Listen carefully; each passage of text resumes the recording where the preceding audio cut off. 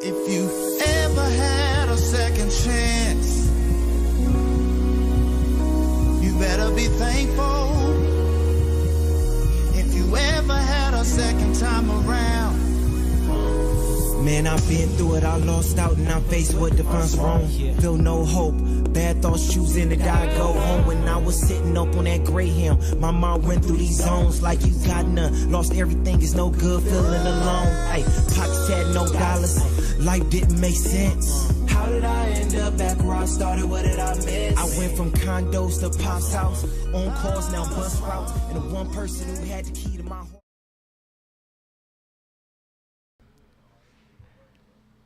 Yay.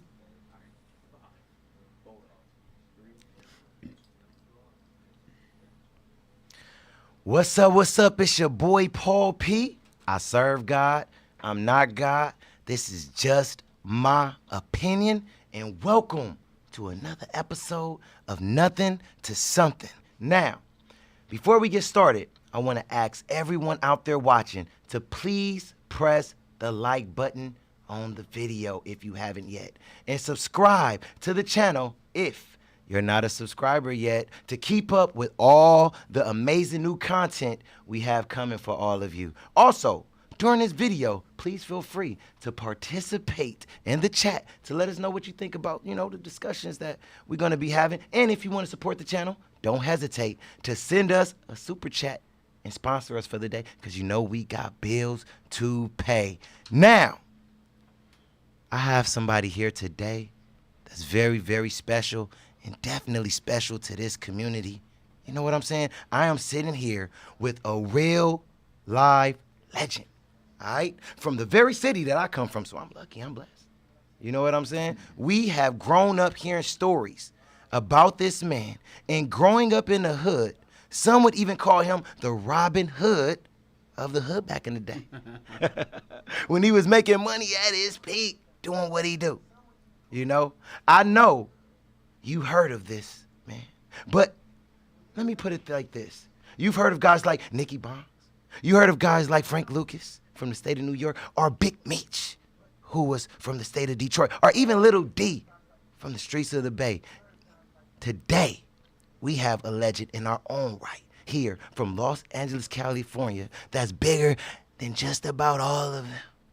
The one and the only Freeway Rick Ross. What up, brother?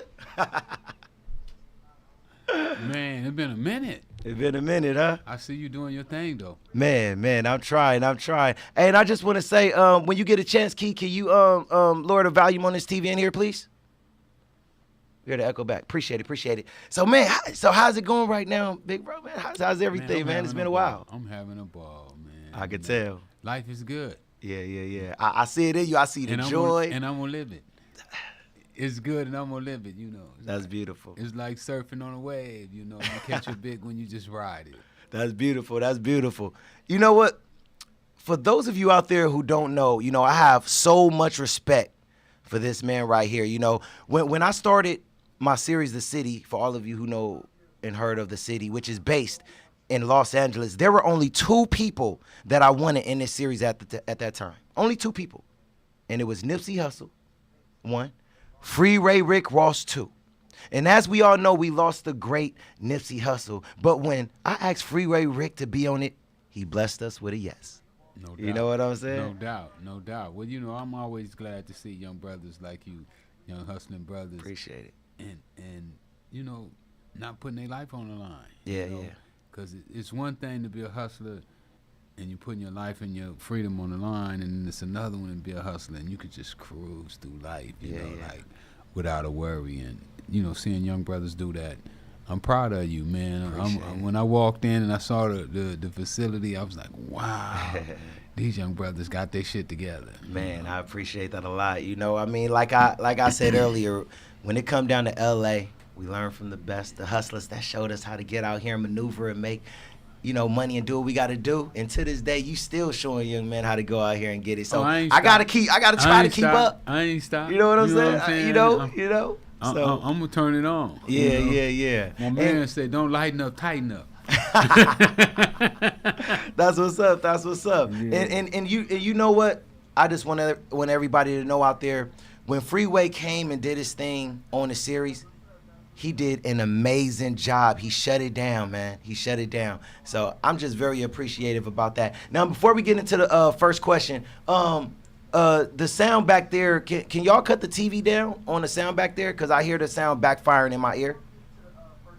Yeah, so go on and make sure the sound is cut off, please. All right? All right, cool. Just make sure I don't hear no echoes. All right, so here on the Nothin to Somethin podcast, Freeway, we like to Nothin to Somethin, right? Nothin to Somethin. Yeah. That's a good one. Yeah. I appreciate that. I appreciate that a lot, you know? Sound like black folks in America. Yeah. I mean, because that's where we coming from. You know, we coming from nothing to basically something, you know? So here on the Nothin to Somethin podcast, we like to start from the beginning of your story, you know, to your life now, you know? So the first thing I want to ask you is, where did your childhood begin and how was it? Well, starting from the beginning. I was born in Texas. My mom moved to Los Angeles when I was about 3 years old. So, for all meaning purposes, I'm California, Los Angeles, all the way. You know what I'm saying? I don't know nothing about Texas. And you know, when I was growing up, I thought I was a normal kid. You know what I'm saying? Just want to be like everybody else, have fun, play with toys, and as I got older, you know, I started to understand that money was important. Yeah. It didn't take long before I found out money was important. I guess I started hustling probably around 9. Okay. Around 9 years old. 9 years old. I used to go to my neighbors and get their. You too young to know, but back in the day, you would go get a soda, and they would give you a bottle, and you had to leave a deposit. Okay. For the bottle. Okay. So what I would do is I would go around to all my neighbors, get their bottles, go get their deposits back, and split the money with them. Yeah. That was my first hustle. You know what I'm saying? So, I've always liked money. Yeah. You know, and the things that money buy. So as a young kid, you was like, I gotta get it. I don't care how I make it happen. I gotta get it. I gotta get it. Yeah. Necessary. Yeah. Necessary. It was definitely necessary. Yeah, man. Yeah. So growing up, did you have both parents in the household, or? No. I didn't meet my father until I got out of prison in Texas in 93. And then me and my father. I mean, you know, I saw him before, you know, I think a couple times, you know, talked on the phone to him, but we had no relationship at all. Okay. You know, I kind of despised my father. You know, like if you with your mom and your mom is always bashing him, then you kind of bash him too. You know? Yeah. Because mom is it. You know, you're right. With most men, we all went through that. It's mama. You know what I'm saying? Don't talk about my mama. You know, you might say something about my old daddy, but don't say nothing about mama. You know, you say something about mama, we fighting. So me and my mom, we stayed together, and it was a really tight knit situation between us. You know, she's always been there. You know? Never left my side. When she could be there. Yeah. That's a blessing. And I've heard in past interviews, you know, that you say your mother was a religious woman, right? And things like that. So, very religious. Yeah, so was you like in church on Sundays and things like that? Every Sunday. Sunday school. I mean, on Sundays we'd be in church all day. I'd be like, man, I'm ready to get out of here. I want to go play some football. I want to watch football on TV, but mom wasn't having it. You going to church. You know? It was only, I guess, I must have been about 16 when I could start not going to church on Sunday. But she still would come in there. Boy, you going to church today? Yeah. Nah, Mom, I ain't going. Yeah. Boy, get up and go to church. You know, like that. My mom was a Jesus lover. You know, she loved her some Jesus Christ. Okay. You know. Yeah. And you know, I kind of know about that. You know, like, well, before I go into this, Marquise, completely mute all sound back there. All sound y'all have going on, completely muted all the way. All right. It's funny how you say that because I also come up in that type of environment. You know, my grandfather was a pastor. Wow. You know, yeah. My grandfather was a pastor, and you know, growing up, we had to be in church. You know, most of the people in my family played instruments. You know, and used to have to travel, and they sung and things like that. So we grow up in that type of environment. You know. So that's how you got your going to church and artistic background. Yeah. It's kind of like in the family. basically. You know? Yeah. Yeah. Basically, you know, like everybody in my family That sing. explains it. Yeah. Everybody in my family sing or rap, do something. It's some type of artistic ability when it comes down to music. You know, but grew up singing gospel music. You know, and then went into R&B and things like that. You know how I go. You know, you want to get that money. Yeah. That money in that R&B. You know what I'm saying? Yeah. Definitely. A lot of them go start off in the gospel, but you know, if they want to get that real money, they're gonna jump over into that R&B. Real talk. Yeah. So you know, how was your experience like as a kid growing up in a very dangerous city, being South Central LA, right? I remember when it wasn't dangerous. Yeah. You know, I remember when the Crips and the Bloods was just getting started. You know, I remember when the Crips and Bloods used to play football. Okay. At the park. Yeah. So it wasn't always where Crips and Bloods was fighting each other. I remember when everybody used to say, "Hey, Blood, what up with you?" You know, that mean, you know, same color. You know, we from the same place. You know, we brothers. We blood brothers. Gotcha.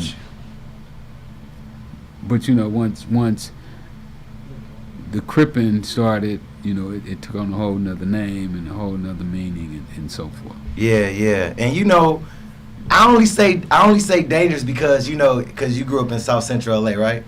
Yeah. It was a different era, but you know, I was born, you know, and grew up in South Central as well. You know, I was in Watts.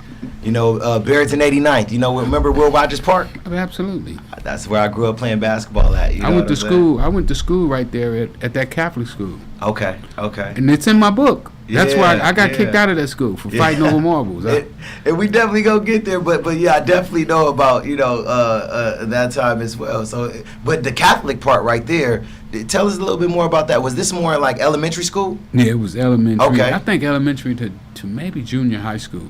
Okay. Like I said, I got kicked out in first grade. You know, I didn't want to be there anyway. Yeah. I wanted to be at public school with my cousins. You know, all my cousins was going to public school, and Mom got me going with this weird uniform on. You know what I'm saying? I got to wear a white shirt every day, and I'm like, yeah. You know, I see them wearing the jeans and so forth. I'm like, man, I want to be with them. Yeah. No, I feel you on that. Now, I know when we was growing up, they used to tell us that the reason why we absolutely had to wear the uniforms in school is because to stay away from the Crip and the Blood colors, the red and the blue. I don't know if it was the same thing when you was growing up, but that's the reason why they said we had to wear the uniforms. Was it kind of the same thing? Or No. This was just a tradition. It wasn't a Crip and Blood at that time. Okay. Got you. The Crips and Bloods hadn't even got started yet. Yeah. You know, I grew up in the '90s, so yeah. I was in the lime of it. A lot of what you guys grew up through was even tougher than what we grew up through.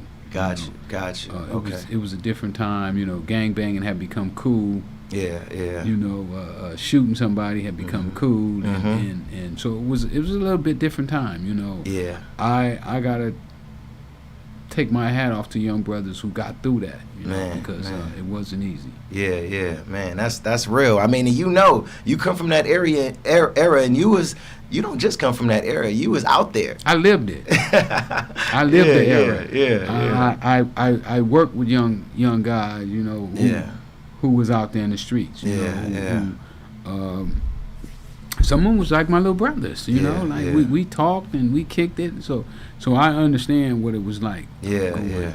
Man, I mean, kind of getting into that. Like, do you remember seeing or growing up, or when you was growing up, do you remember seeing or going anything when you were young that made you realize that this is not the safest place to be in? You know, I know, like you say, in our era, more, the violence, Bloods and all that. Do you remember going through anything and seeing anything? I didn't really, when you're young, you start to think that this is the way the whole world is. Yeah. Your environment is how everybody lives like this, Yeah. I didn't understand that there were people who didn't carry guns. Okay. People who come home at night and read books, you know. But I didn't see that in South Central. Yeah. So I believe that South Central was a reflection of the rest of the world. Wow, that's deep. You know, and I say that's deep because in our era, like, maybe not when I was like 5, 6, but after a while I knew we was in some place that was very different. I knew we was in a different place, you know what I'm saying? Yeah. Because, you know, it was just a little bit more, it was moving a little bit faster, like you say. But then you come from a different background too, you know, Yeah, with your grandfather being a minister. I'm sure he had a little paper, you know what I'm saying? We struggled. Freeway, you know, because you know why though? My grandfather had 17 kids. You know, it was a lot of us, you know, and my grandfather, you know, they traveled a lot, you know, grew up in Compton, you know, but did this little thing traveling from Louisiana to other states, you know, going to preach at revivals and things like that. So we didn't really have a paper. We was definitely poor, you know, we definitely didn't have much, you know, and you know, in that era coming up where it's a lot of, you know, gang banging and things like that was definitely what was going on in my area. Usually the preachers had that bread though, because usually the preachers too many kids, Freeway. I guess you're right. Well, he was rich. He was rich with them kids. Yeah, definitely. Yeah, he was rich with them kids. So, yeah. So you know, a different kind of riches, I guess. Yeah, real talk. Exactly. You know, so okay, so now we at the place now where you in elementary school, right? So, and we kind of touched on that a little bit, but and you went through to a Catholic elementary for right? a while. Okay. Until I got kicked out. Okay, got you.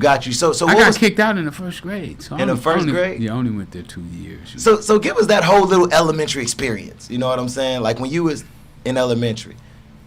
Wow, at the Catholic school? Yeah, a little bit of both. You know. I mean, you know, my favorite thing in school when I was going to Catholic school was shooting marbles. Yeah. That was my thing. I come to school with my little bag in my pocket, and nobody really cared about us carrying marbles. It was cool, you know. Okay.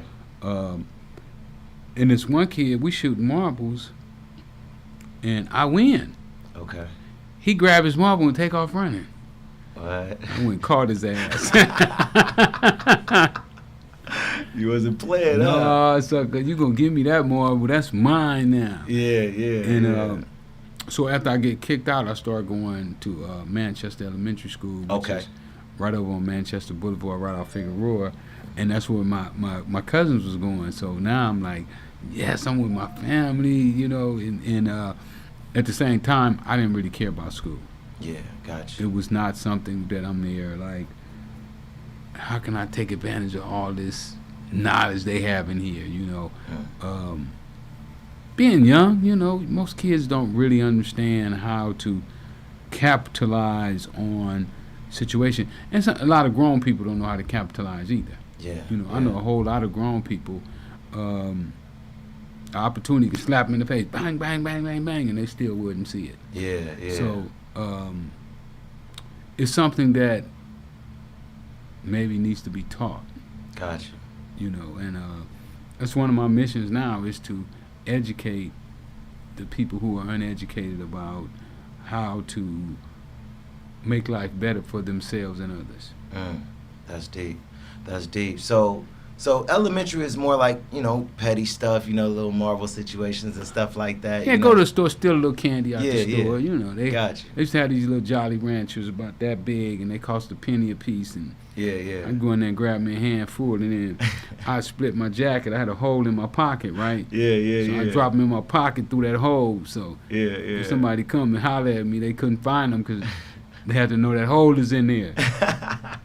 And that's what kind of like get us to the next part. So now you're in junior high school now, and I know you mentioned before that this is the time around 6th grade where you first started to do, you know, little petty crimes, you know, things like that. Stealing candy. That's a petty crime. Yeah. So but it's still a crime. So what would you say led you to start going into that direction at that age? 6th grade. Now my friends was doing it. Okay. You know, my friends were stealing watches out of the store, all the candy they wanted, you know. So I was like, shit, if it worked for them, it'll work for me. Yeah. So you have the influence around you, like, hey, you know, Well, you know, Like- it's very important. You know, one of my men say, if you can show me 10 of your friends, I can tell you who you are. Oh, you are who you around. Yeah. Big So- time. That's deep. That's deep. You know, that's what's up. I mean, you know, that's what one thing that I think all the young, you know, men and people out there gotta understand. You know, just what you said right there, Freeway. You know, you are who you put yourself around. You are who you surround yourself around. At the end of the day, so it's good to make sure that you surround yourself around the right people. You know, should. who's You gonna make should. the right decisions, right? If you're trying to do something with your Yeah, life. yeah, I mean, if you're trying to be a bum, then you go hang out with the bums. That's what it is. Yeah. yeah, And then more than likely, you're going to become a bum, too. If it's 3 bums in there, you're going to be the third. Yeah. yeah. Yeah, so we have to be very selective on who we allow to enter into our space. Yeah. And when I mean our space, you know, our knowledge, our determination, you know, one of the things that I like that the Bible says is don't cast your pearls of swine, you know, because they just going to trample on them in the mud. You know, they're not going to take it and put it on and wear it. They're going to trample it in the mud. So Real talk. we have to be careful with our energies, our time, our thoughts, because all of these things is what makes us great. I gotta give you one of those applauses for that right there, Freeway. You couldn't have said it any better than that, Freeway. You know, so hey, listen to what Freeway said, yo, man. You know, he got the template when it comes down to it. So hey, make sure you pay attention. Well, you know, I try to talk to our people, right, and they ain't gonna get it until they see it. Yeah, you yeah. know, and I try to explain to them that in life, you know, the oak tree come from a little teeny seed, and you have to plant it in the ground, though. Okay. See, if you don't plant it outside the ground, that seed can do nothing. But once you put it in the ground and you water it and you fertilize it, it turns into this great big oak. That's real. And that's the way life is. So we have to plant ourselves in fertile soil and make sure that we get all the water, the nutrition that we need to become that great thing that we see in the oak tree. You broke that down. You know, you couldn't have said that any better, Freeway, man. That's some good advice right there. It's man. important, Yeah, though. yeah. You know, it's important. Yeah. It's important right now. I feel that this is the most important time ever Yeah. in the history of mankind Mm-hmm. for us as black people to pick ourselves up by our bootstrings. Yeah. See, somebody said, you know, back during slavery, to pick yourself up on your bootstring.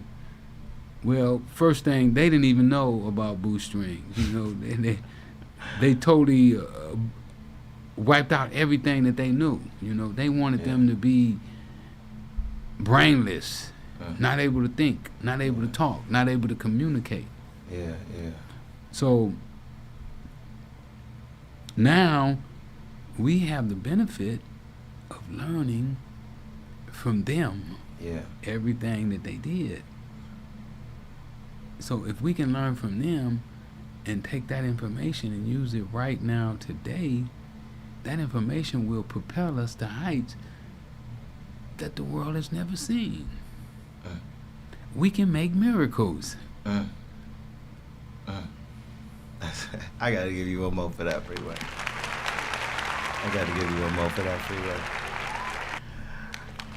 All right, so now, Freeway, being that you were in South Central at this time, you know, and the gangs haven't really started at that time yet, but, you know, growing up, at some point in time, did you experience anyone trying to put you in the gang, or did you ever want to be in the gang? Yeah, I just want to be a Crip. Oh, okay. I mean, tell us a I little bit about that. thought cripping was the coolest thing in the world. Okay. I remember the first time that I saw the Crips. Okay. And I was in the 5th grade, Yeah. and somebody walked to the window and they said, "Wow, look at all these guys."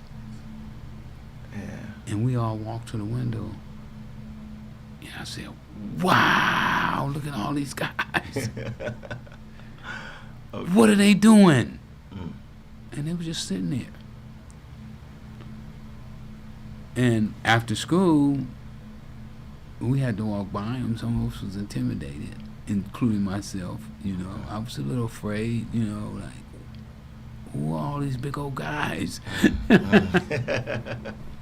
Yeah. But after I saw the camaraderie, you know, the togetherness, you know, the willingness to coexist with each other, I was like, wow, I like that. Yeah. I want to be one of them. That's real. That's real. Yeah. At this time was Tookie was already out there doing. Yeah, Tookie's one of the founders. Yeah. So Tookie may have been there that day, but I didn't know who Tookie was. Okay. You know, I didn't know who to look for. I didn't even understand muscles then. You know, I didn't understand being buffed and, you know, and swole. It was only, you know, when I got in junior high school, then I started buffing. Yeah, I'm going to get swole like, you know. Yeah. So you know, a kid only know what he's been taught. Mm-hmm. You know, if you want to find out who that kid is, then you have to look at all his teachers. Yeah. And one of the things that I learned about learning is that we take bits and pieces from everybody we know. Yeah. And that becomes our personality.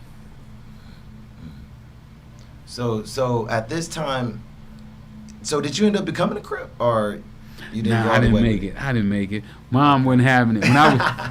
When I was 12, Mom wasn't having no cripping. Crip? Did you say Crip? You mean Crippo? Because that's what's going to happen. So Mom shut it down. Oh, Mom didn't play. My mom, today my mom would be in jail.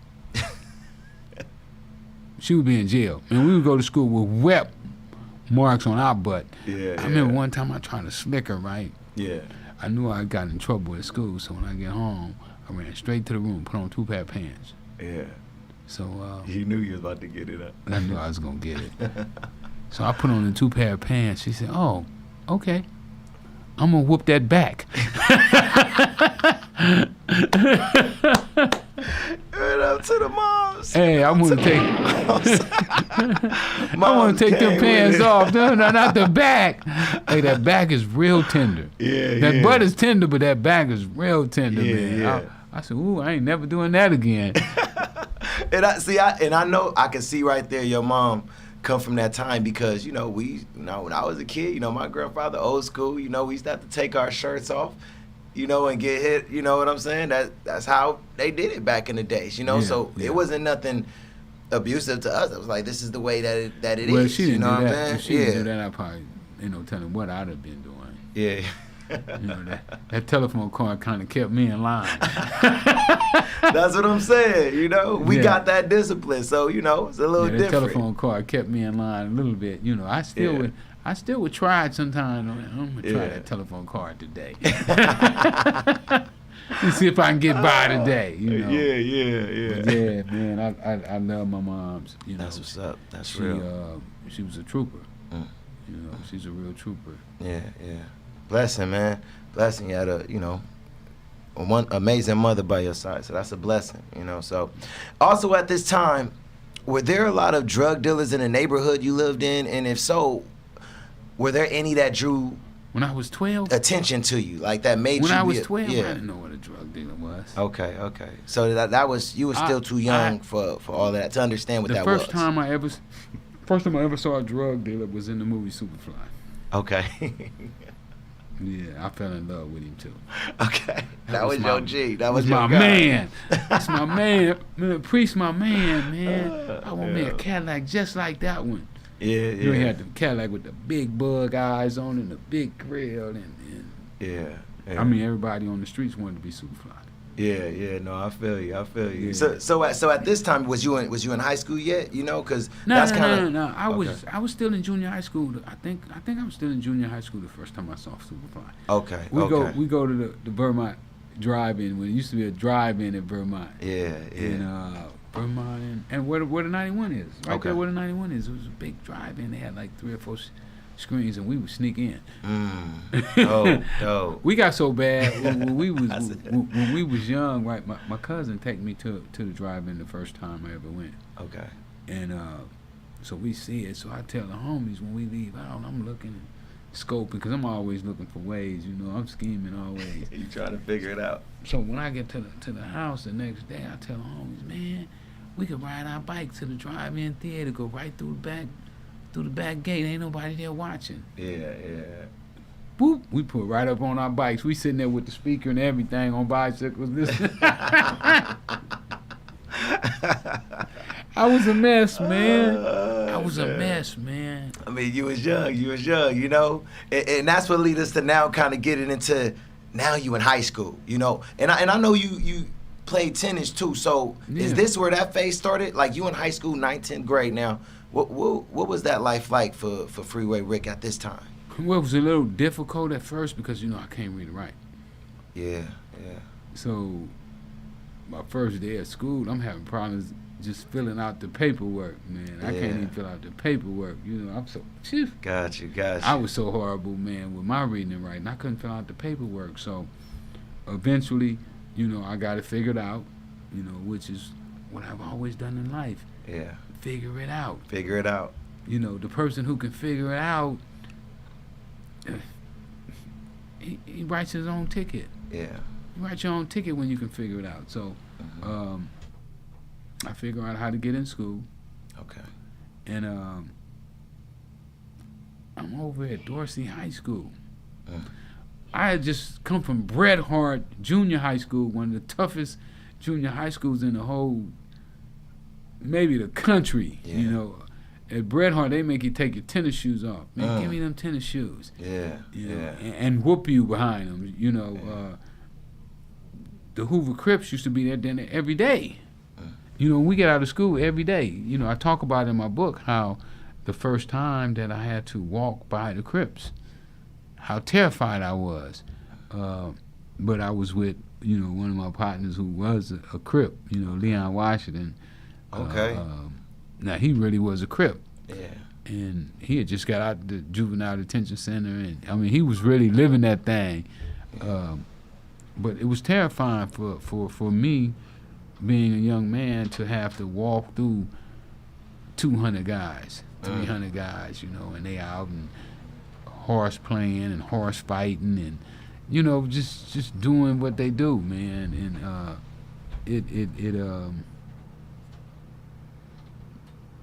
it amazed me, you know, how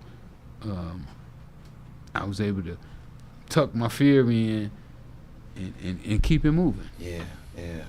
Wow, that's real. I mean, and this is at that time in high school. It's starting to get a little bit more real. Everybody growing up. Oh, real. You know what I'm saying? You know they beating people up. Yeah. Now, at that time, the Crips would beat up a junior high school dude.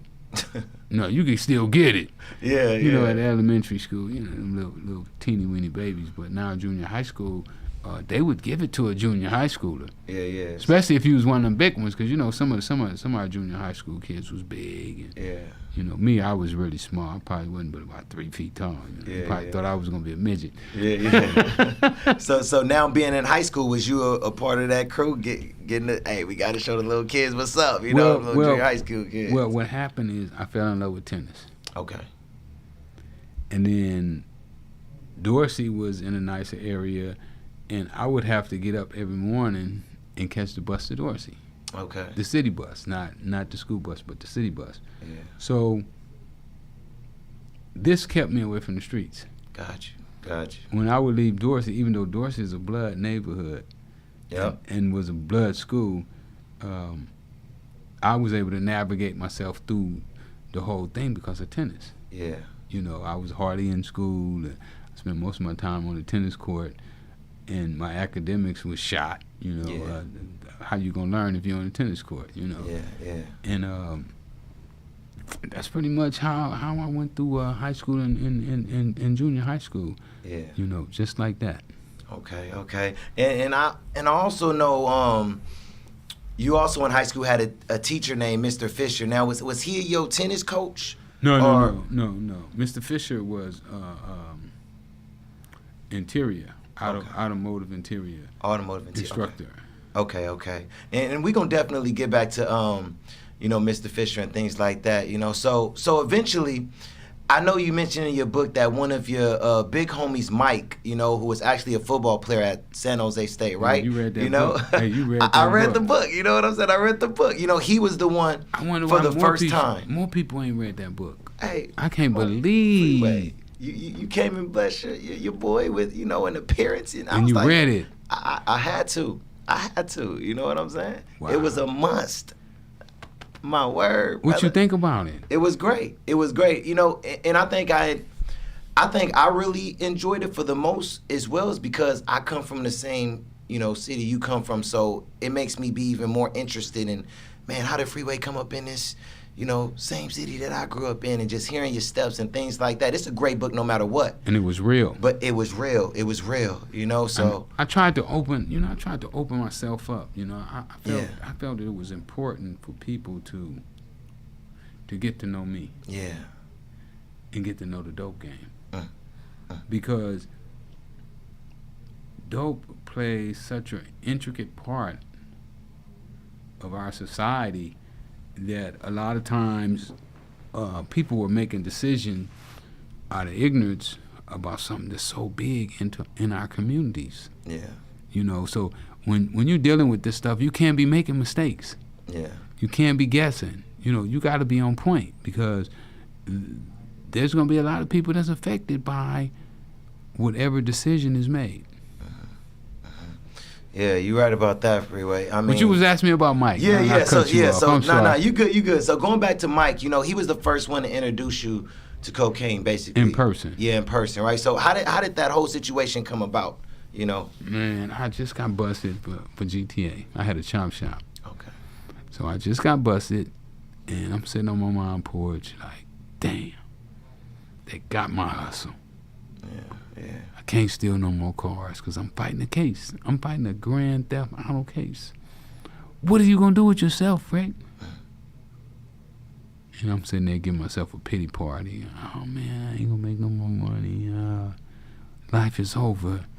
Yeah. I'm 18 years old. My life over, right? Yeah. So Mike called me.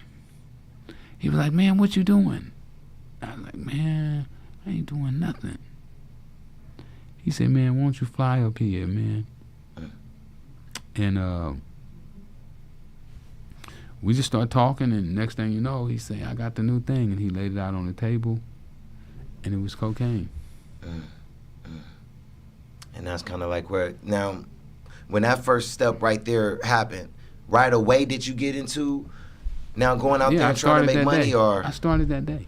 Wow. How was that experience? You know, the first day, Freeway Rick, that, you know. The first time I ever snorted cocaine. I snorted some that day. Okay. He laid out the lines on the table. Me and Ali, we both hit it. Ali hit it before me, you know, because I was still a little reserved, you know. But then after I hit it, I said, shit, my man hit it, didn't do nothing to him. Yeah. He didn't fall out on the floor and go to kicking and screaming. You know, probably ain't gonna do that to me. So I hit it, and Mike gave us a sample, you know, to take and show around, and that's what I did. Yeah. The rest is history. Wow, you ain't lying. now, from that, you know, because from your book, you know, I know that isn't what really got you really, you know, going into that direction with, you know, having the money to do what you had to do. So I remember in your book you talked about you stole a car from the junior high school that you used to, you know, go to and things like that, right? Yeah, we didn't have the money. So you Bret Hart Junior High School. To sell parts, right? Yeah, Bret Hart Junior High School, the same one that I was telling you about. Yeah. So after selling those parts, I believe you got like 300 together, right? Yeah, we sold. It was some A-Wires and Vogues. The car was blue with a black vinyl top. I ain't gonna never forget that car. Yeah. I forgot a lot of stuff. I ain't gonna never forget that car. Yeah. So me and Al, we had been out all night looking for a lick. We trying to steal something so we can make some money, get us an 8-track. Because Al had just got out of jail, and I was telling him about the cocaine, and you know, that weed on my mind. I feel you. You know, sometimes you just be having something on your mind, man. You know, I'm building my marijuana grow right now, so I'm stuck on that. You know. Yeah. But me and Al have been out all night looking for cars or something to steal, man. We don't care what it is. As long as we can get $350, we gonna get it. Man, we about to call it a night. The sun just about coming up. We've been out all night since 10, 11 o'clock. We've been out hunting. Everywhere, you know what I'm saying? We done stole some gas. We didn't even have money for gas. We done stole some gas. Yeah. And we were going in, and we passed by my boy house to see what he doing, because we know he probably been out all night too. So we passed by, and we hollered at him for a few seconds, and then we pull off, then we go to the house and go to bed. And I look. I say, "Ow, look at here." He said, "Them AYs and bulbs. That's $500. Probably was a janitor's car. Yeah. I said, "Man, give me the snatch bar." Yeah. So I grabbed the snatch bar. I went and door locked the car with the vice grips. Bam, hit the lock. I jumped in, screwed the screw in. First I broke the little fly on the ignition with a screwdriver. Okay. You gotta have a certain screwdriver to break it. Bam, I stuck the screwdriver in there, break it, and screwed the snatch bar in. Boom, ignition came right out. Took the 3/8, hit it, the sucker wouldn't start. Damn, we right here. We done disalarmed it, everything, and it won't start. So we go back, jump in the car. We gotta come up with a plan. What we gonna do, huh? I said, "Man, we gotta go get a tow truck." So now we hunting for a tow truck. So we rolling down the street. All of a sudden, bam, that one is right there, hanging out the driveway. Boom, the same thing, door lock it, bam. Snatch ignition out, back it out the driveway, go hook up to the deuce in the quarter, put it out the driveway, put it on the one way, strip it. Boom. Took that money, bought an 8-track, and we ain't never looked back. So that's right there what started it all, right there. Yeah, that was the first 8. That was my first 8. Wow. So basically, after, you know, flipping that for a while, you know, and continuing to invest all of your money back, everything went back. Everything, you know, and that's what flipping means, everybody. Except the Taco Pete tacos. You know, we go buy them 50-cent tacos. We go to over there in Manchester and Central. We go buy them tacos, man, and burritos, and that's what we spend our money on. That's it. And for those who don't know what flipping is, that's investing your money back right there, right? Well, the business people call it compound interest. Compound interest. They call it compound interest. You're right about that. Yeah, compound interest. Compound that interest. Yeah. So okay. Now that's what brings us back now to Mr. Fisher. This is when you ended up connecting with him, right? No, that was after. I'd already knew Fisher. You already know Fisher? Mm-hmm. Okay, so when y'all connected, he introduced you to someone. So how did that? That was whole later, little though. situation come up? That was later. You know, okay. Like, I hadn't been around. You know, me and Mr. Fisher used to play tennis together, and I hadn't been around. Yeah. But that was my guy. Yeah. So I went to holler at him one day because I ain't seen him in 3 or 4 months, and he was like, "Where you been?" Yeah. And I was like, you know, what you doing? And since we kicked it, you know, I can't lie to my boy. Man, I'm selling cocaine. Yeah. And he was like, "Man, come by the house tonight." Yeah. I go by, and lo and behold, he had a new connection for me. And just from there, you know, just count the money machine. Yeah. Keep it rolling, baby. Yeah. Yeah. And eventually you had to end up ending that relationship with Mr. Fisher, right? Yeah, Mr. Fisher got strung out. I mean, he was smoking when I first went over there, but you know, he eventually got all the way just like sprung out where, you know, he couldn't be trusted, and okay. you know, when we get the bag, he want to dip it. Yeah, yeah. He want to dip in the bag before we touch it, you know. Yeah, so yeah. we eventually had to cut Mr. Fisher out. Yeah, yeah. You had to move to the next level. Now, at this time, when you was really doing it at a high level, did you ever get into it to where you kind of got into taking the drugs at a high level, or you kind of was like dabbling? I used it for 2 weeks. Okay. And after that, about that 2 was... weeks I did, and I got sick. You know, throat. The hell wrong with me? I'm about to die. Because I'm still an athlete. You know, I still play tennis. You know, a little bit. You know, but I'm slowly leaving tennis for the streets. Yeah. So got sick, and I was like, I ain't never doing that shit again. Fuck that shit. Yeah. Man, these streets is cool, but that cocaine is not for me. Yeah. Nah, I feel you on that, for real. Yeah, so I quit and never used it again. Yeah. And by this time, after the situation with Mr. Fisher and everything like this, you was basically dealing with the Nicaraguans, right? After I jumped Mr. Fisher. Okay. So when it come down to dealing with them, how did that connection like happen? How did y'all connect? We stole him from Mr. Fisher. Okay. Yeah, we was at Mr. Fisher house, and either they sit out the house and waited on us, or either we sit out of the house. Like I might have went in, the cop, and I'll sit in the car. Something like that happened. I don't remember exactly. You know, we done jumped so many people though in the game, man. We just, you know, that became a habit. You know, Yeah. jump motherfuckers who don't do right. Yeah, I feel you. Yeah. So now you at the place where you're dealing with the Nicaraguans and things like that.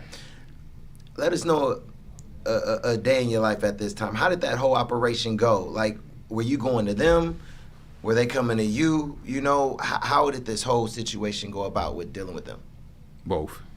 Sometimes they would come to us. Sometimes we would come to them. At first, they were scared of us. Yeah. You know, because we still look like Crips. You know, we still, you know how that go, man. Yeah. We all look alike. Yeah. So they say, you know. Like, but they was a little intimidated by us. They didn't trust us. It took a while before they started to trust us and look at us as partners and not as customers. Yeah. So after that situation with them, now you out of here. Your money is on a whole nother I level, mean, you know, we were so poor though. You know, we come up so poor that. You know, you got $20,000, you the man, homie. Yeah. You know, and you talking about, you know, early 80s, late 70s. So, you know, at that time, the average person with a good job in our community probably made $250, $300 a week. Yeah. They was balling, you know, like Cadillac, Camaro, you know, buying a house. So we got $20,000 cash. Yeah. So, you know, you just hit that category of the elite. Yeah. And that's how they started to treat us. I mean, how was your life changing at this time? Like, what are some of the things immediately you started to see happening because now you got so much money you can do whatever you want? Go to the pizza parlor and buy all the homies pizza. And nobody had to put in. You know, it didn't really change my lifestyle much. You know, a little bit, you know, like having enough money where I could buy the pizza and nobody had to put in. You know, we all got sodas. Yeah. You know, we used to go buy the pizza and we buy one soda and we all drink out the same soda. So, you know, all that had started to change. Got you. Wow, especially like being so young, you know, making paper like that. You know, we also know, like, of course the drug business isn't, you know, all peaches and cream and things like that either, you know. So I remember a time that I, you know, heard about, you know, and things like that is the time that you basically got ripped off, you know, and you were selling somebody $70,000 worth of drugs or something like that. No, I was buying $70,000. Oh, you was buying $70,000 worth of drugs. How did that whole situation happen? And how did you get ripped off? Well, my Nicaraguan that I was telling you that I met at Fisher's. Yeah. He got shot in the back by his wife, so he's paralyzed. So I don't know what happened to him. He just disappeared. Yeah. So now the goose that lays the golden eggs is no longer a goose or no longer around. Yeah. So now I'm scrambling, looking for other sources. So what I do is I go to one of the places that I used to meet him, and I had met the guy who ran the place, and I go to the guy and I was like, man, you seen Ivan? No, I ain't seen Ivan. Can you get some cocaine? And he said, yeah, I can get some cocaine. So he set it up, and it was almost like Scarface, you know, when they in the hotel and they like, where the money, where the dope, where the money, where the dope. You know, we went through that, and then the dude who shop it was, he picked my bag up and handed it to the dude that was supposed to have the dope. Well, dude got the bag of money, hand the bag that's supposed to have the dope in it to me, and by the time I opened up the bag, he had took off. What? So we had a high-speed chase through L.A., and he eventually got away, and we lost $70,000 when that was like, then all the money I had, you know. Wow. Yeah, that hurt. That hurt. Man, and y'all never caught him. Never. Oh no. Well, we had the guy who shop it was. He never got away. Okay. You know, the homies whooped in pretty bad when I got back, because I started chasing the dude with my bag. You know, fuck him. I want the one that got the money. So I started chasing him in the car. You know, we going through the city, and he's running lights, and I'm running lights, and it's just a crazy ordeal. But that's how that happened. Yeah. Man, that's real, man. So, you know, but no matter what, at the end of the day, this is still a time where you was making your money, okay? Got back to it, you know, things like that. I wasn't really making money because my dude had gotten hurt. Okay. So my money wasn't really being made. Yeah. Now, is this about the time too where you kind of wanted to go straight through the connect and started dealing with somebody by the name of Blandon? Like, is that when he got involved? No, he came later. Blandon came maybe a year later. Okay. I'm not sure. You know, I didn't keep times. But, Yeah. But no, this was before Blandon. This is. Okay. I guess with Ivan, we probably got up to buying like 20 pounds. Okay. You know, we were doing pretty good. You Yeah. know, not super good, but pretty good. Yeah. Because now Ivan came back after he was paralyzed. He still started working while he was paralyzed. Okay. Because now he had become like a friend. You know, he trusted me. You know, I've been over to his house now, and it wasn't the same relationship as it was when I was going through Mr. Fisher. So. Yeah. But in order to deal with Blandon eventually, you have to basically cut the middleman, right? So we didn't steal that one. You know, he was sold. Danilo was sold to me. Okay. I paid $60,000 to meet Danilo. Got you. And what made you want to just say, you know what, I want to go straight through, you know, through the sources? You always just making too much money at that time? We had already found out that the higher you go up the ladder, the cheaper it gets. Yeah. The more credit you get, you know, you get more of the things that you want because you're getting closer to the man who makes the decisions. Yeah. I mean, and at this time, after going through that situation, what would you say was at your height, what would you say y'all was making a day at your height? I had days I made $3 million and some change. 3 what? A day? Yeah, $3 million a day. And some change. You know, maybe 200,000, 300,000, 100,000. So it was more than $3 million. You say that like it ain't shit. You're like, man. This time I'm finna. $3 million, man. I'm finna make it. You know, and that was at the time too, where Magic, he signed the contracts, $25 million for 25 years. You making $3 million in a day. You making more than Magic Johnson, Freeway. Come on, man. Y'all laughed about this contract. I was like, man, I'm glad I don't play basketball. I'd be hot. That's comedy, man. You over there making more than Magic, prime time. You know what I'm saying? Magic and Kareem, Freeway, doubling their salary a day. Yes. Man, that's no joke, man. I mean, at this time, I want to ask, at this time, when you was making that much money, around how old were you at that time?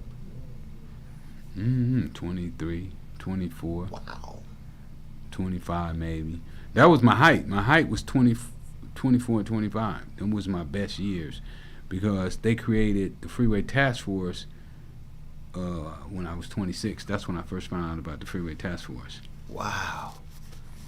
Early 20s, man. Ain't even touched 30 yet. No. You know, I didn't get to touch 30. I missed 30, man. I did 30 in the pen. Nah, we're gonna definitely get there. We're gonna definitely get there, you know. So at this time, were you pretty popular too? Like, did you have relationships with the celebrities and everything like that? No, I didn't hang out with them people. Okay. So it wasn't this time when you started getting cool with Death Row and Suge and all of them. It wasn't at this time. No. Okay. Suge wasn't out then. Yeah. Then it was Master Spade, Tiny T, Ice T. You know, those were the guys during that time. Yeah. Who else? I can't think of who else it was. Yeah. But no, it wasn't no NWA then. You know. Yeah. Wasn't no Dr. Dre. No, they hadn't been heard of yet. Yeah. The World Class Wrecking Crew, they was out. Okay. Yeah. Okay. But you didn't have relationships with anybody that was out there. You was in your own world doing your own thing. Well, I knew DJ Pooh, you Okay. know, and we would go down to the sports arena, you know, with our lowriders and Yeah. you know, try to pick up some chicks, you know. Yeah. All of the chicks would be at the parties. They was having the parties at the sports arena. Okay. That's when the sports arena was still there. So they would have the parties at the sports arena. So Gotcha. all the lowriders would go down there and try to pick them up a little chick, you know. Yeah. I mean, that's what you do in your 20s, man. Absolutely. Yeah. You know, so that's why I used to steal cars so I can get me a lowrider. Yeah. And pick up me a chick. $3 million a day. You ain't gotta steal no car. You pushing in a Back Rari. then, but then I didn't have to go to the sports arena no more. Yeah. They bring them to me. I feel you on that. I bet. Yeah, they bring them to the house. Oh, this is my girlfriend. She want to meet you. Yeah. Oh, yeah, how she know about me? Yeah. Real talk. At this time too, did you ever hang out or have knowledge of some of the other ones, like, or was they out at this time, like Nicki and Nicki Bonds, Frank, Lucas, Little D, and all of them? Did you have any type of relationship? I knew Lil D. Yeah, Lil D, my guy. Okay, from the Bay, right? But D came later though. Okay. Yeah, Lil D came later. Nicki was, you know, them guys from New York. So Yeah. I didn't know them guys. Didn't really have no relationship, Nah, with them. nah. I didn't find out about Nicki till I went to prison, and I didn't find out about Frank Lucas until the movie came out. Okay, got you. Yeah. So around your time, you was like the only one that was No, really... Tootie Reese. Tootie Reese. Got you. Yeah, Tootie Reese was the man out here. Got you. Tootie Reese, Little Willie, Little Willie Kitchen, Fast Eddie, Steakhouse Eddie. You know, them are the guys that I used to like. Man, I'm gonna be like him. Yeah. I mean, one time I seen Tootie driving a convertible Porsche Carrera. I was like, "Ooh wee, cocaine is good." He was like, hey, I gotta hustle harder, huh? Man, you know, sure. I'm gonna take his title. Yeah. I actually want Tootie's title. You won his title. I wanted it, yeah. Oh, you said you wanted it or won it? I wanted it. Oh, I wanted what he had. Oh, got you. Okay. Yeah. So he was a little bit higher than you at that point. No, Tootie was the man. Okay. Tootie was the man when I got started. Tootie was the man. Yeah. He was killing the game. Yeah. And I also know that at this time too, from you talking about it, and I believe it was also mentioned in your book that you wasn't really flashy when you was out there like that. You was low key, you know, and things like that. I mean, were you kind of into the lifestyle like some of the other ones that like to live flashy, or was you more low key? No, I wanted the money. Yeah. Like I said, the girls just came to me, so I didn't have to dress up to get the girls. They just came to the house. Yeah. And then be like, how can I get her out of here? Yeah. You know, they come over, they don't want to leave. Yeah, of course. You got all. Yeah, you making bread and all. Yeah. You be like, oh, you just leave when you get ready. You come back and her suitcase is there. What? I thought you was leaving today. Oh man. So what was you putting your money in? What was you Real estate. Everything in real estate. A lot. Okay. A lot of real estate. Got you. Wow. Yeah, a lot of real estate. Yeah. Took care of a few people too. Taking care of a lot of people. Yeah. Got you. So, at this time, putting all your money in real estate and looking out for other people and things like that, not really being so flashy, what is it that ended up getting you, locked up, caught up a little bit? What happened? How did that happen? I got too big. My name got too big. Okay. They say that City Hall was having meetings trying to find out who is this guy, Freeway Rick. And they ordered the police to find out who he was and to stop him. Wow. So, I mean, of course, they didn't just come straight to you. Like, did you hear about how they were setting things up to, like, get you caught up? Or? Eventually it got to me that I had on my own task force that was put together to bring me down. So. Yeah. And eventually they end up catching members of your team, right? And I think members of your team They would arrest members of my team all the time. Yeah. And did members of your team end up flipping on you, or? No. Okay. So everybody stayed silent. Nobody said anything. They got at up all? on me from the gardener. Okay. Got you. My gardener drove a yellow dually pickup truck. Got you. The helicopter had pictures of the truck inside the helicopter. So wherever they would see the truck, they would radio that back to the cops that the truck was there. They figured that I had the same gardener doing all my houses. And they was right. Wow. So your gardener was the one who ended up giving all the info out and everything like that. Yeah, unconsciously though. He didn't know. He wasn't trying to. He didn't have nothing to tell the cops, on purpose, because he wasn't in no trouble. He was just a gardener. But the cops had got slick and started following the gardener, man. That was a brilliant move. I was like, damn, chess. Chess, not check. Good move. Yeah. Wow. Because, we was trying to figure out, damn, who keep telling on us, man? Yeah. Like, I might have a place, man. It would take me like 2 weeks to get it barred up and get it there ready to go in and go to work. And then, we get one run. And they raid it. Then they start raiding places before we even got them, because the gardener would go over and clean the house up. I was buying fixer-uppers, so the gardener would go over and help fix them, do the clean up and all that. And then they raided.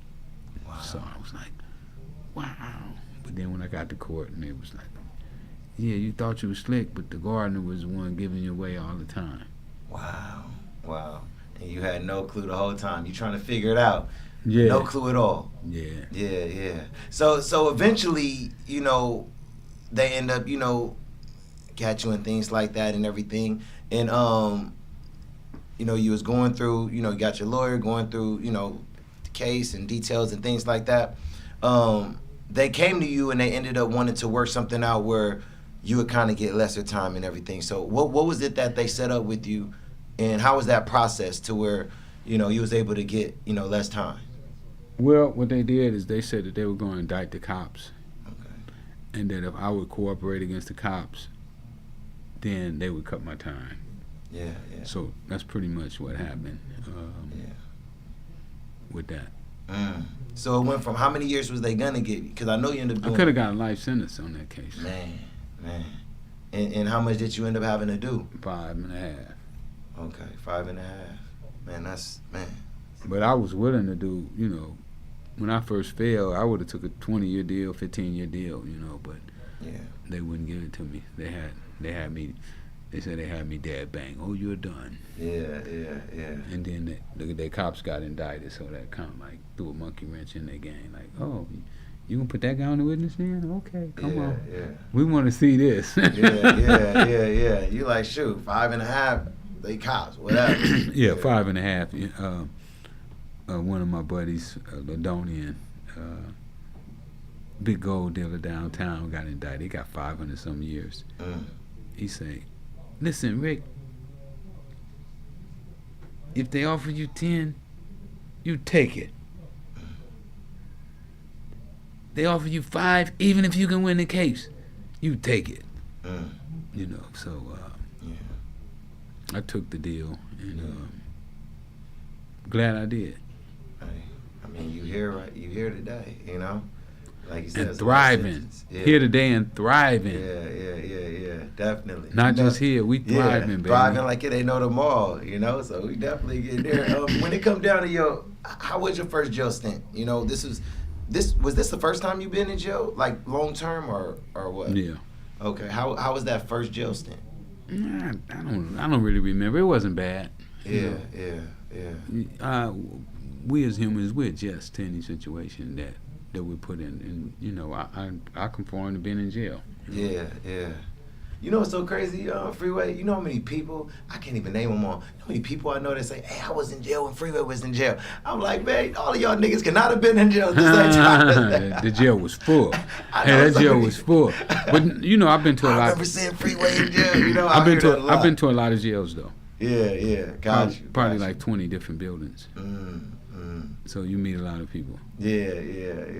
And I mean, you Freeway, so I mean, nobody gonna forget when they had that encounter with you. No, you know, they remember me. They remember me. Yeah. I leave that indelible mark up on them. Yeah, definitely. Wow. So you eventually, you did your time, 5 years. You about it 5.5. You had to do the full 5.5.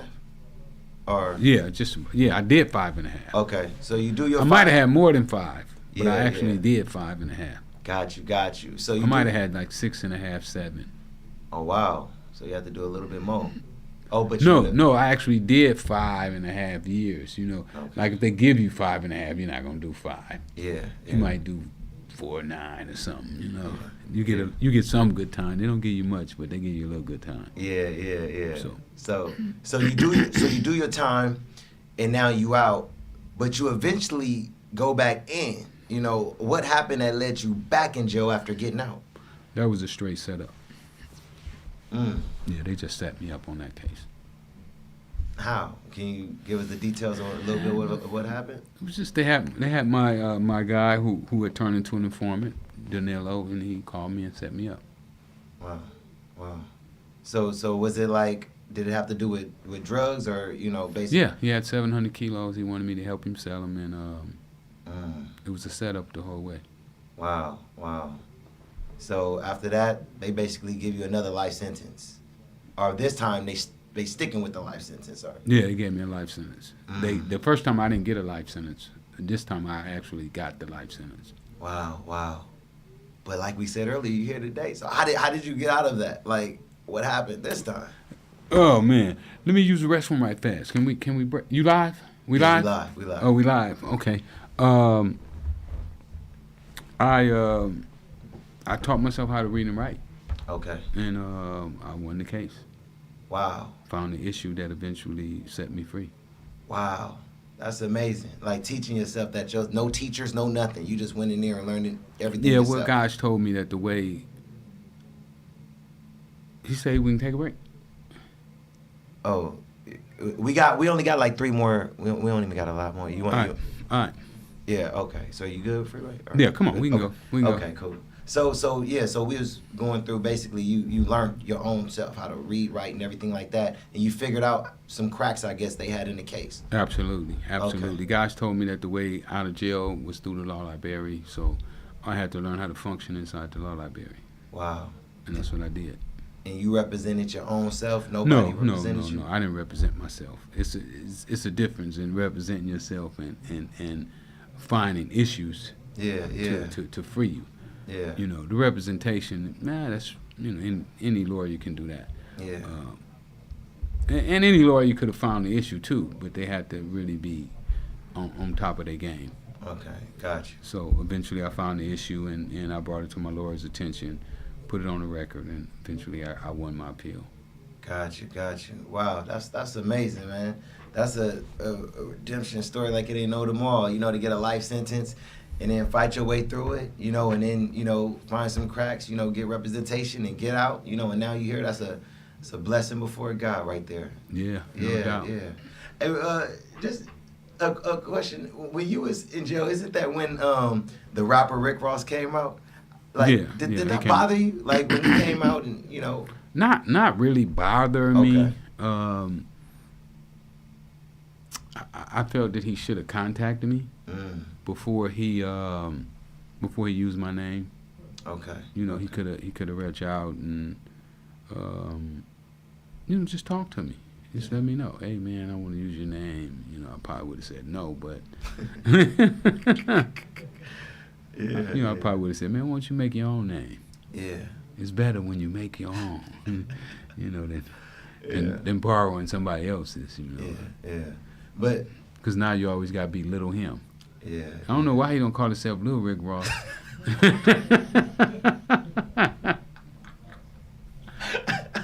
I hear you little. If you want to be his, you want to use his name, you got to be little him. Yeah. You can't be him. It's already him. Now, we got a problem here. It's two of y'all.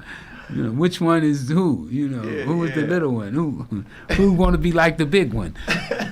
You know what I'm saying? Yeah. So, but no, it didn't really bother me, man.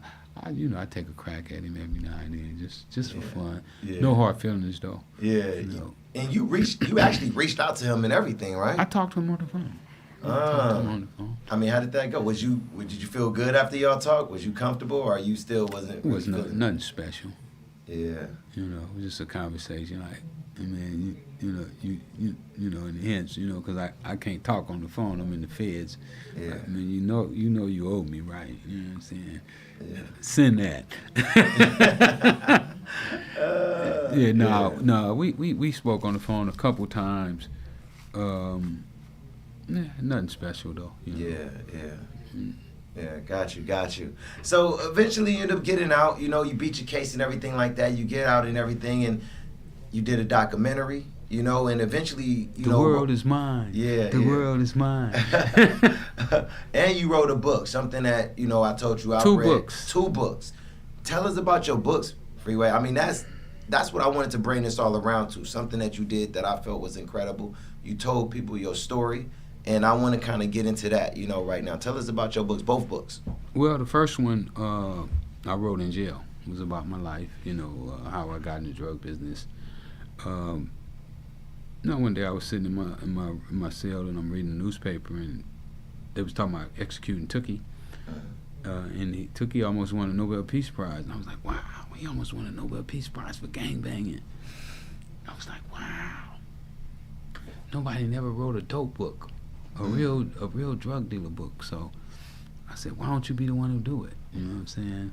Maybe you can win a Nobel Peace Prize. Yeah. So that's how I started. And the second book was about my first 6 months out of prison.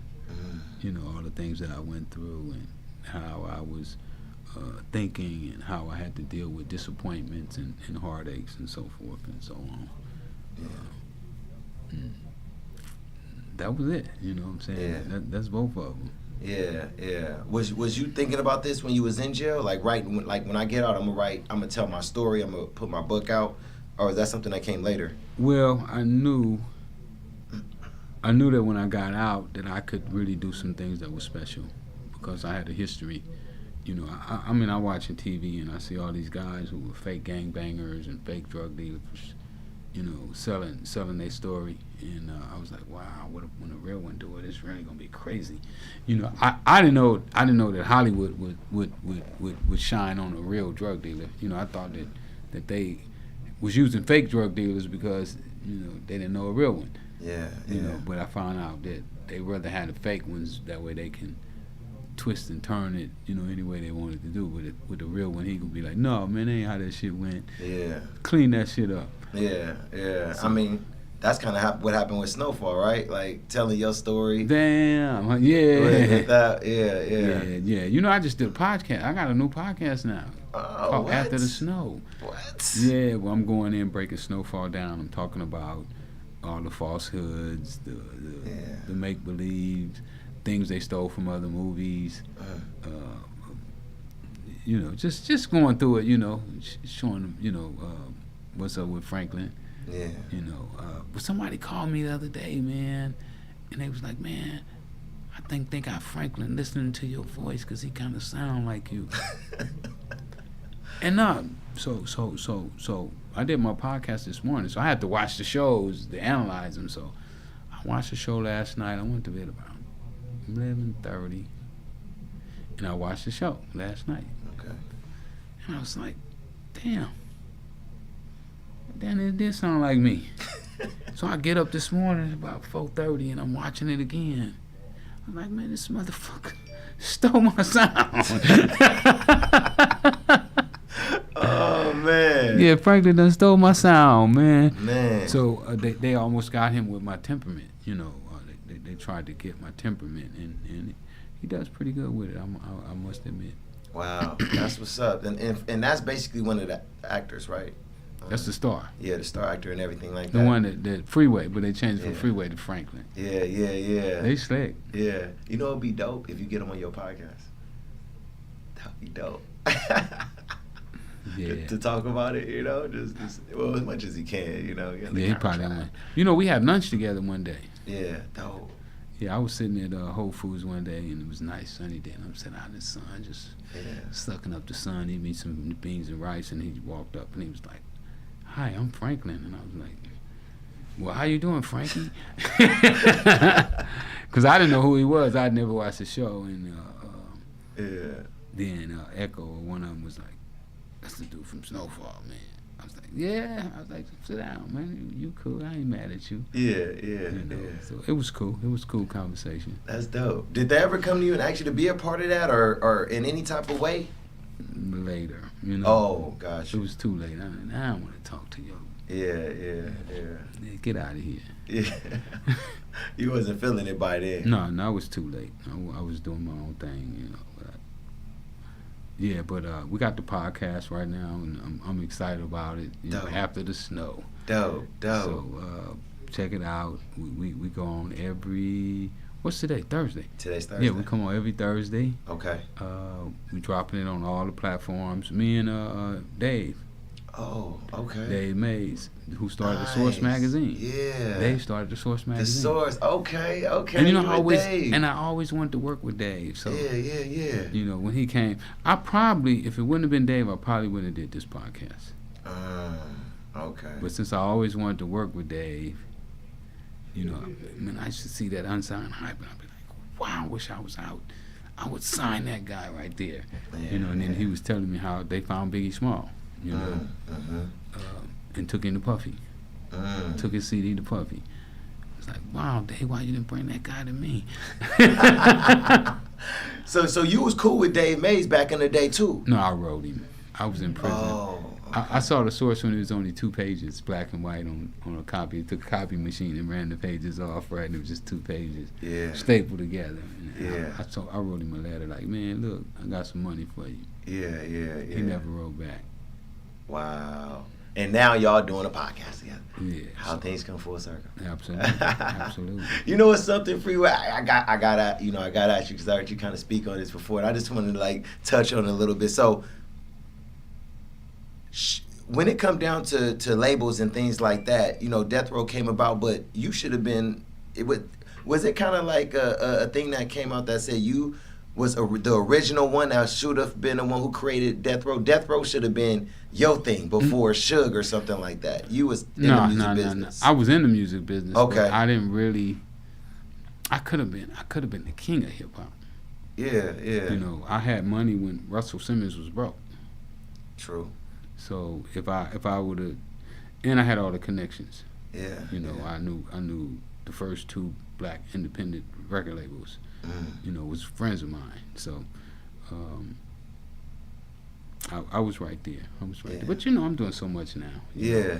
I'm doing boxing now. Matter of fact, I got one of my boxers with me right now. Your hands in everything, man. Yeah. You know what I'm saying? Yeah. Let me introduce you to my guy. Yeah, bring him out. Kedar.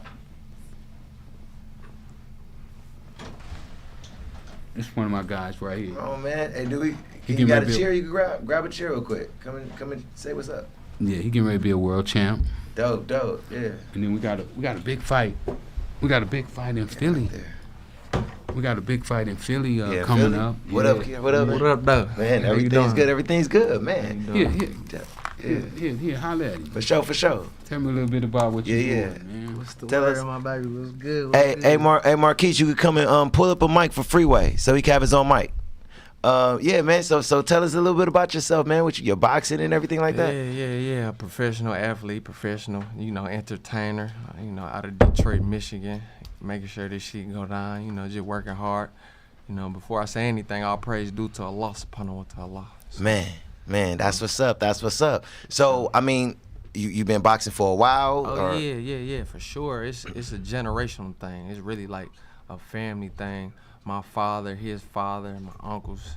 I've been boxing since I was about 5 years old. Nice. I'm 22 now, so Yeah. it's basically in me, Man. not on me. So 22 years young too. man, You know? Yeah. yeah, for sure. You know, just evolving in the game. I done had a lot of experience. I've been doing this. Yeah, Like yeah. it's levels. It's really levels to this thing, and Yeah. you know, I linked up with Big Unc Rick. You know what I'm saying? Yeah. It's mob stuff. You know, fam stuff. Real talk, the real mob talk. way. You know what I'm saying? Real talk, So- real talk. You say you gonna get me that belt. Oh, You say you yeah. want a belt, I'm gonna go get it for you. For sure. Yeah. You know what I'm saying? Yeah. That's no problem. Like that's a dream of mine. You know what I'm saying? Unc said he want that thing. We gonna go get it. Man. No problem. That's real. How did y'all relationship start? Like, how did y'all connect? Well, of course, everybody know Big Unc. Everybody know Rick. You know what I'm saying? Yeah.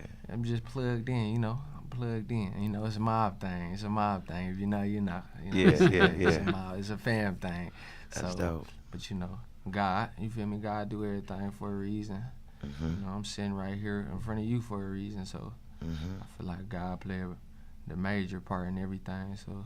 That's a blessing, And man. when you put the work in, and when you work hard, when you put the work in, and you got good, solid people around you, they gonna take notice, and they gonna put that word on the street, and they gonna put that thing in people's ear, and they gonna yeah, he one of them. He got it. That's real. I mean, I see it. It look like you ready, man. You like, No, he look, got I'm ready it. for whatever. Oh He got yeah, it. You know? He got it. yeah, for Yeah, sure, yeah. definitely. He ain't dodging nobody. You know how Nah. you know how all the fighters right now they dodging and ducking. Man, you know, every fighter's I mean, come on, go after the best. That's all I want to Well, see, the that's best. the problem with boxing right now. Yeah, You know, yeah. The best is not fighting the best. You know? Yeah. They fighting this guy and that guy and no, man, let's quit setting these fights up. Let's have a tournament. Let's let the best man win. You Yeah. know? So Yeah. That's we're gonna bring it back to that. Yeah. It's So politics. When we get that belt, that's what it is. When we get that belt, we're gonna line them up. You know what I'm Yeah. saying? Bring them all in line and knock them down. yeah. There's a lot of politics in the game right now. It's a lot of politics. Like, Yeah. if you ain't got a certain promoter or this certain type of push behind you, you gonna get shunned off to the side, and you know, it's just like you gotta have that right marketing behind you and the right team behind you, basically. You know what I'm saying? The right people. Yeah. But you know, with me, it's a little bit different because I'm very talented. You feel me? I'm talented, and you know, I got what it takes. Yeah. And entertaining. You know, when you box, it has to be entertaining. For Yeah. sure. You know, people want to see swiftness, explosiveness, you know, intelligence. Yeah. You know, all those things. I mean, and those are the things that work in any business that we go into. And a lot of these guys who we see fighting, they don't. What's the word I'm looking for? Exhibit. You know, they don't show these type of attributes. You know. I don't know. It's Yeah. boring. It's boring. Don't nobody want to sit there and watch a 12-round fight no more. Yeah, Personally, because I don't want to watch it. Because most of these guys are boring. Yeah, They don't yeah. bring no it factor to it. Yeah. They don't bring nothing to the table for real. You know, you fighting bums. You fighting. Like he said, nobody's fighting each other. Everybody ducking and dodging. They get a belt and just think they the greatest of all time. Nah, you gotta put in work. You gotta And defend. then Floyd messed it up too, you know, with that O, you know, with all them O's, you know, now everybody gotta have O's. You know, Yeah. Sugar Ray Leonard didn't have no O. Yeah, Muhammad Ali had 5 losses, man. Yeah, Exactly. definitely. Oh yeah. I mean, that's a part of the game. That's a part of sports. But you know, Floyd You know? came out with the 50 and O, you know, so Come on, man. now everybody gotta be old. Nah. You know, Muhammad Ali got some losses, and he's still the greatest, no matter what anybody Greatest say. that ever did it. Period. That's my You know? hero. Exactly. That's Yeah. my hero. Yeah, real talk. So what class are you in? Like, you know, middle, light? I'm a middleweight. I'm Okay. middleweight. I fight junior middleweight as well, 154 to 160. Nice. You feel me? I feel like ain't nobody seeing me. You know what I'm Yeah. saying? That's I dope. really feel like I really feel like nobody's seeing me. Yeah, yeah. I done been across the country. You know, as far as an amateur, I was a very well established amateur in boxing, like 3 national titles, 1 international, all across the country. You know, I done been in there with pros since I was 14, 15 years old. So just raw season. They don't phase it. Exactly. You know, it's another walk in the park.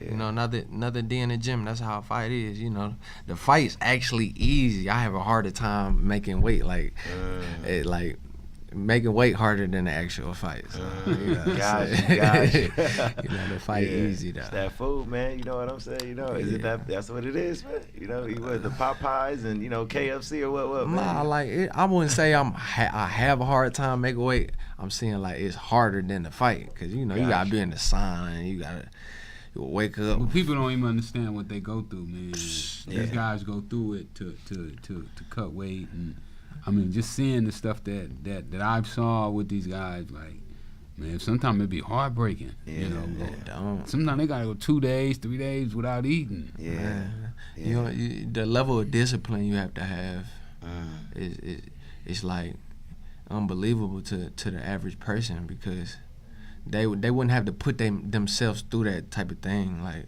the level of discipline and sacrifice and focus you have to have is crazy. But once you locked in, it's like just like how you doing this podcast, how you so fluent and relaxed and comfortable, and that's just how I am in the ring as well. And then we got another big fight coming up in Philly this month. One of our other team members. That's what I was gonna ask. Yeah, Bashan Champ. Shout out Bashan. Yeah, he got a big fight coming up this month, so we all gonna be in Philly. Turn up, you know, we turn up Philly. So that's the team. Bashan is a part of the team. Yeah, for sure. Nice.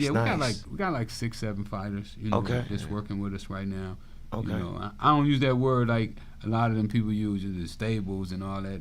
That's like, for me, that sounds like a animal. You know what I'm saying? Like, we partners, man. We work together. Real talk. You know what I'm saying? We partners in this. You know, ain't no big me, little you. You know, I ain't making the decisions. You know, we gonna hopefully we make decisions together. At the end of the day, you know, the fighter is the boss. You know what I'm saying? He's the one that all this stuff is around, because without him, you know, I ain't got a job.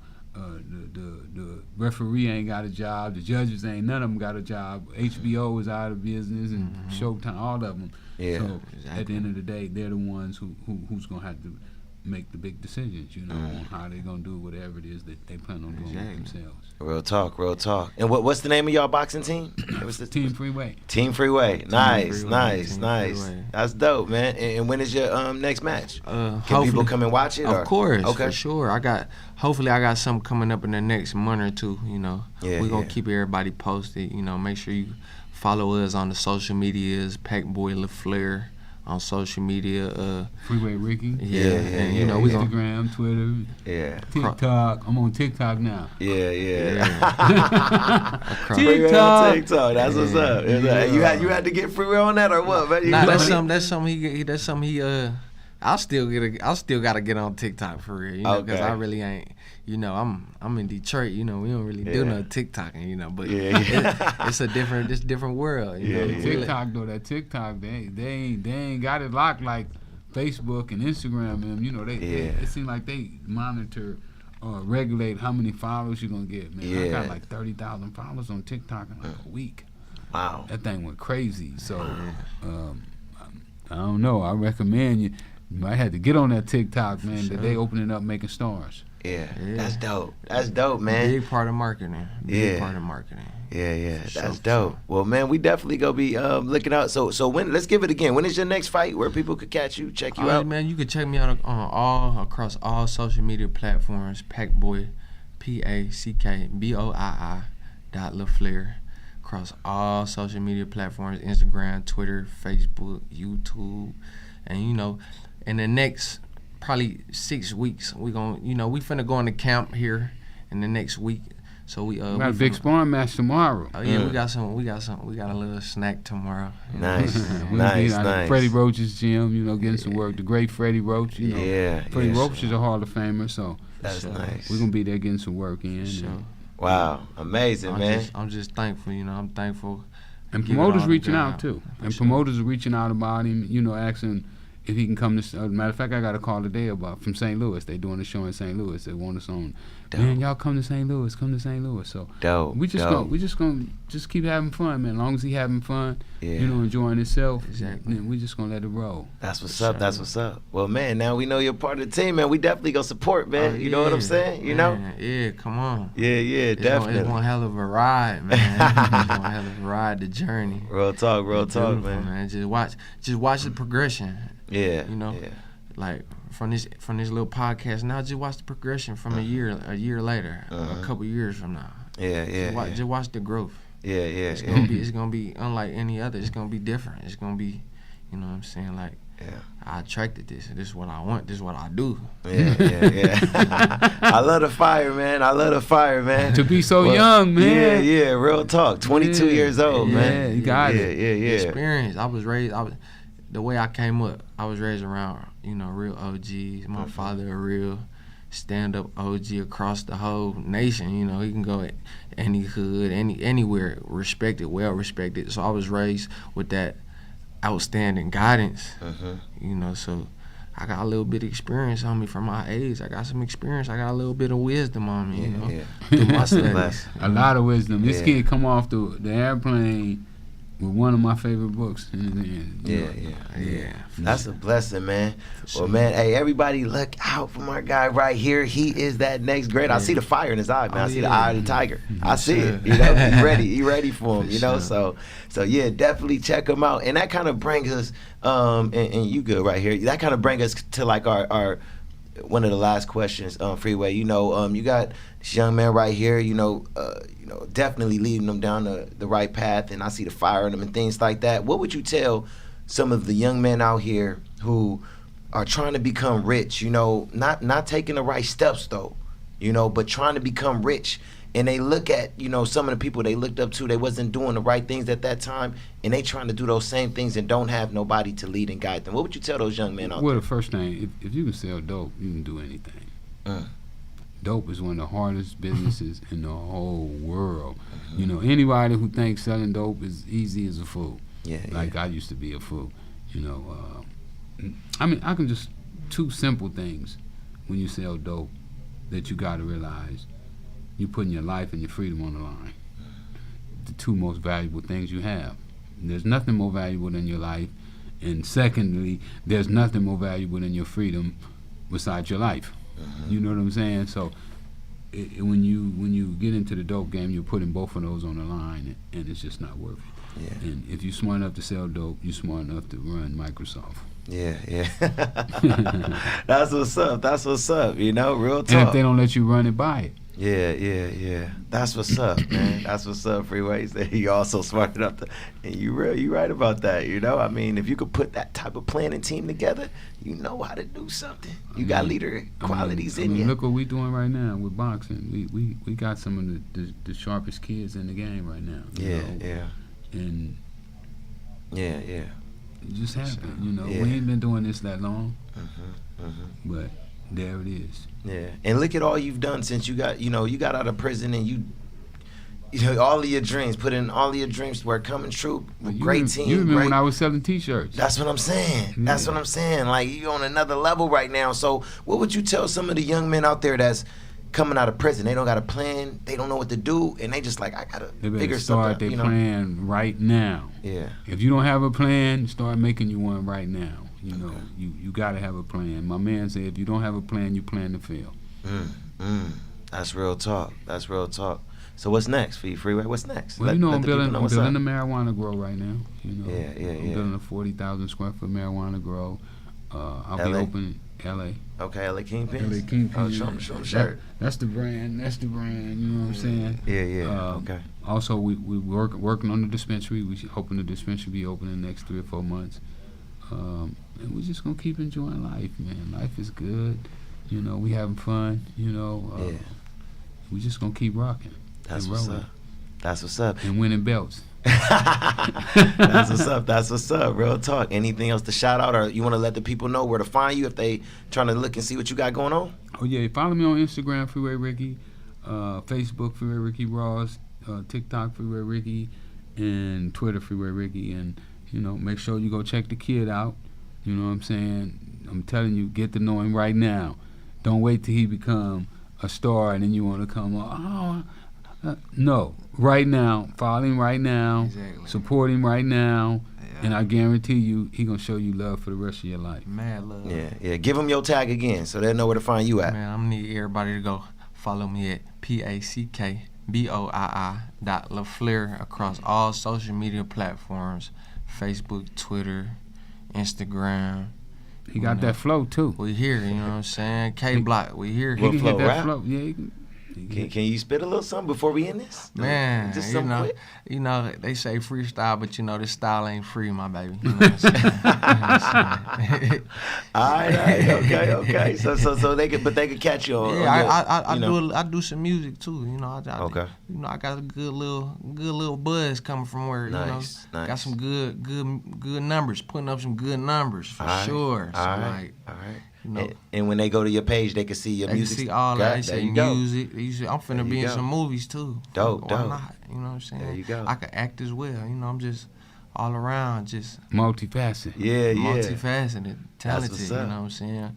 Touched by the hands of Allah subhanahu wa ta'ala, God the Almighty. So Man, life all is right. good. We're gonna keep on having fun with it. Once you start having fun with it, you're done with it. So we're gonna keep on doing what we do best, and that's win by any means. Yes, sir. Well, you know where to catch my guy. You know where to catch Freeway. Hey, appreciate Peace. you, Freeway. I appreciate you, man. Appreciate Thanks. you too, brother. Appreciate you for As sure. All right, always. man. Love you all. It's your boy Paul P. We out.